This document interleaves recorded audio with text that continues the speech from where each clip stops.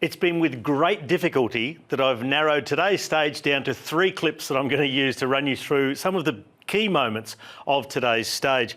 The first one was on the Monte Grappa itself and the attack, first team attack by Ineos, backed up by their leader, Egan Bernal. He accelerated hard, but was immediately followed by Isaac Del Toro, race leader. Interestingly, behind, at the time when Bernal went and Del Toro was there, look in the background here, the numbers and also just the cohesion of the rest of the UAE team. They did not flinch. Even though they had Del Toro in front, they were content just to keep riding. Carapaz was coming across, but with Ayuso still in the group, their leader up the road, they decided they did not want to take the risk having him up the road in a group with some other favourites. So much could go wrong, so they just chose to ride tempo behind. The gap only ever got out to around 15 or 20 seconds over the top, so they pulled everything back together and reset the race from there.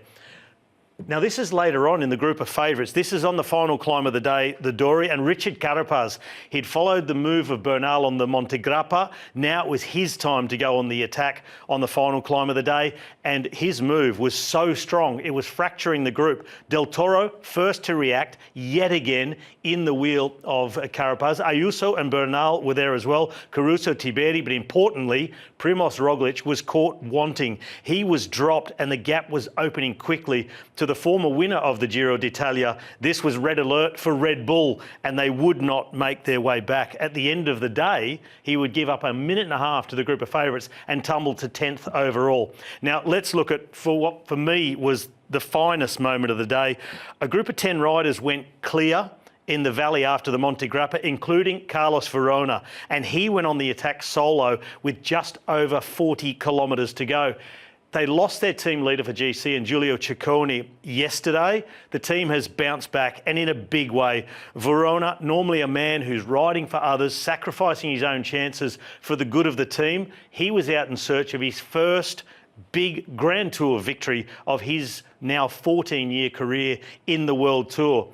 As he went further up the climb, the chase was forming behind, first two with Zanna and Garfoli. They chased hard. They were holding at 40 seconds for a long time. Verona moved further away and he had it in the bag. He stayed strong to the end.